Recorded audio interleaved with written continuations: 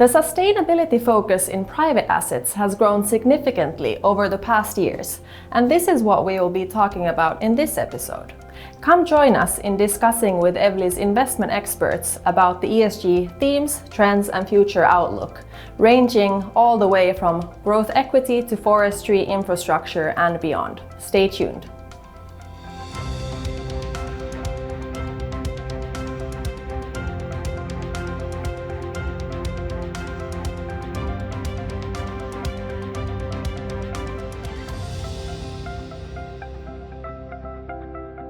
Talking about the sustainability angle, where do you see the main impact areas within infrastructure? First I want to say that responsible investment is very important in this area since we're owning critical infrastructure that's essential to society, so it has to be owned and operated in a responsible way. But then looking at the different parts of ESG, I'd say environmental is very important. In some sectors of infrastructure, you just inherently you have a pretty high carbon footprint.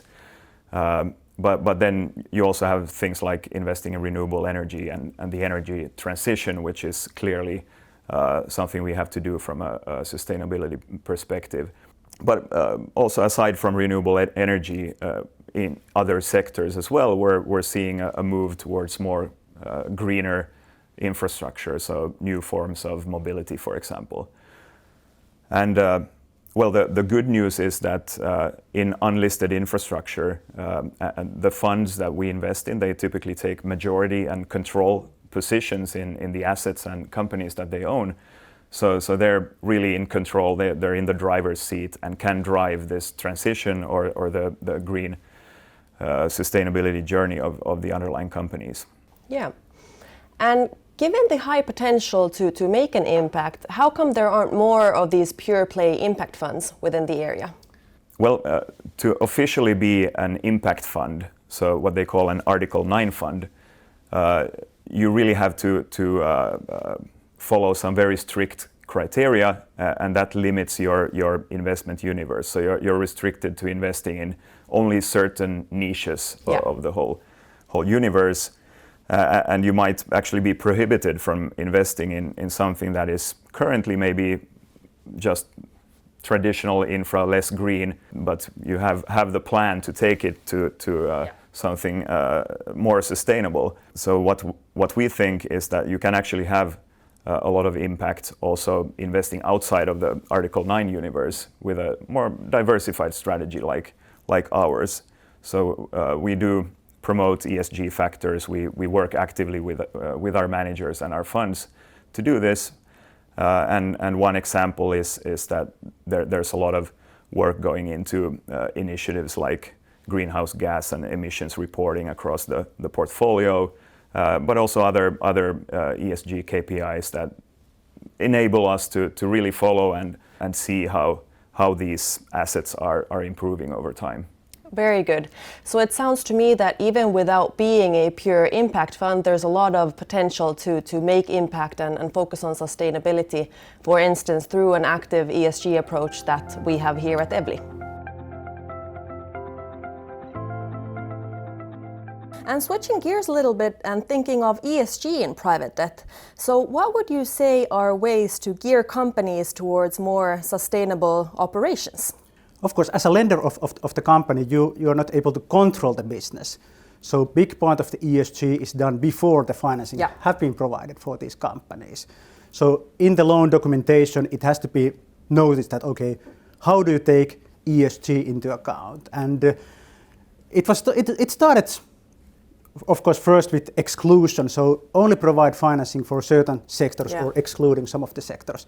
But now in recent years we have seen more and more engagement of the lenders, so that in the loan documentation there are certain KPIs that lender or borrower has to achieve to get some cheaper financing. Yeah. And these KPIs can be, let's say, carbon reduction or less water consumption or something like that. So it's taking that into account in the loan documentation. Yeah. But from an investor's perspective, one may argue that attaining a lower interest margin would be less attractive. So how do you see this potential dilemma? That's very true. So of course, it might be better that companies have to pay more if they don't achieve those goals. But at the same time, if the company really does right thing and does those improvements in the business, it's less risky on a long term. Yeah. And you could argue that on a long term, risk-adjusted basis, the return is still very attractive. And of course, these ratchets are rather small, so they're 5 basis points, 10 basis points, 20 basis points, something like that. So it's very small part of the total return the investors get from the loan. So from that point of view, it's rather good to have those ratchets. Yeah. Of course, ultimately, in the end, it goes back to the owners of the businesses. So they have to believe that they do the right thing by implementing these improvements, and in that way, maximize the long-term value of their businesses. Yeah.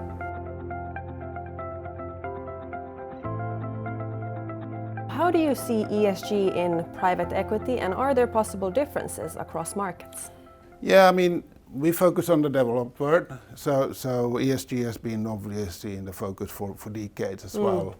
Europe tends to be ahead of the curve, particularly in Northern Europe, but US is following suit as well. I think we as investors are actually demanding, more on the ESG front from our managers than previously, and that obviously is a good thing to do. We try to help some of our weaker GPs through side letters and different kind of actions to make sure that they improve on the ESG front as well. I think today the biggest weakness on the ESG front is still how do you sort of adapt that ESG policies down to the company level as well. Make sure that it's on the board agendas of every single company, because ESG is good business, and that's really the key part that we also stress to our managers. But there's a good buzz around ESG and private equity. Talking about sustainability in private equity, of course, sustainability and ESG have been high on the agenda of private equity investors. But what would you say are concrete ways for investors to enforce sustainability within their portfolio and portfolio companies?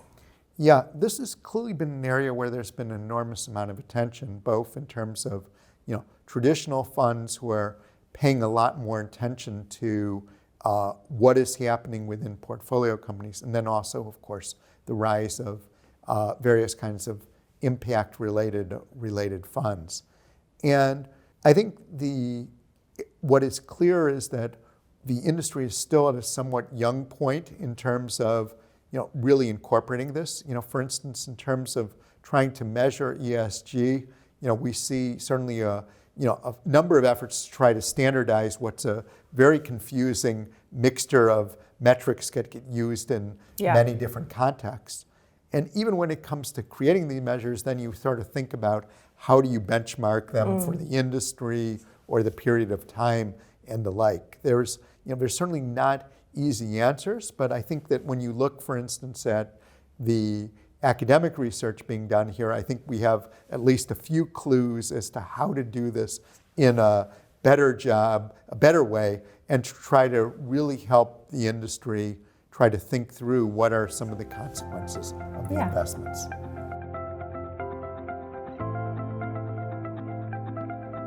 And thinking of ESG, how can investors ensure that the forests are actually managed sustainably? Well, the tool we use is really forest certification. So that's an independent third-party review of the management practices, and if they conform to the criteria, then they're offered a forest certification certificate. And at Evli, we recognise 2 schemes, the Forest Stewardship Council and the Programme for Endorsement for Forest Certification. Yeah. In addition to that, we're beginning to see the managers partner with environmental NGOs, seeking to improve conservation outcomes and reporting metrics as well. So to wrap up, it seems that forestry provides good returns, works as an inflation hedge, and has been seeing rising interest given its carbon potential. That's right. And switching gears a little bit, talking about sustainability, what kind of an effect or impact do you see growth equity investments potentially having now and in the future? I think that the sustainability goes very well with our original ideology of being owners. There cannot be ownership without responsibility. The ownership of a company, ownership of a house or ownership of a field, it is a responsibility that has kind of both negative and positive outcomes. And as an owner, you need to recognize that. And I think that's one of the, again, super exciting parts of our work, that we are able to take that, both the kind of the responsibility and kind of show our view for the companies, that how we are viewing their future and where should they go. Yeah. And what would you say are some concrete ways to integrate sustainability into the investment process? So there are many concrete ways, and then obviously we start, and it's a quite long journey when you're talking about the whole, we are owners with these companies typically, years. So prior to investment, it's about shareholders' agreement. How do we share the work in sustainability? Then it's about KPIs. What KPIs do we follow? What KPIs do we need to report? What KPIs are meaningful for the company? And then finally, at the exit level, then it's about sustainability, due diligence type of things that we are able to show that these are the things that this company has done historically, and this is where it is at now. And then those are very valuable things. And I also feel that it's not only about being altruistic, doing great things for the world, which is super important for us, but it's also good for the business. Yeah. So it seems that there are various different steps that you can do in order to integrate sustainability throughout the investment process, and it really comes to the ownership that you were talking about through the active board work with the companies that you're able to then have impact and pursue sustainability within the companies. Exactly, and like you said, in half of our companies we are the chairperson. Yeah. So it's obvious that we need to then take role on the guidance of the company. Exactly. And we are happy to do that. It's become clear that sustainable investing has gained wide momentum across private assets, and investors have a critical role in integrating ESG into their investment processes. Some examples would be conducting ESG due diligence, setting KPIs, policies, or in some cases even being actively involved in board work with portfolio companies. So investors really are able to have a significant impact when it comes to sustainability. This is all for our part today. However, don't miss out on the rest of our Alternative Insights videos. So stay tuned. This is Evli.